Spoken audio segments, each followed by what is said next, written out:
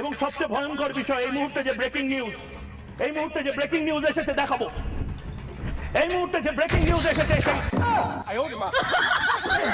এই মুহূর্তে breaking news হচ্ছে, এডিটর মাইরে বাপের হাতে হকার সাংবাদিক ধরা পড়ছে।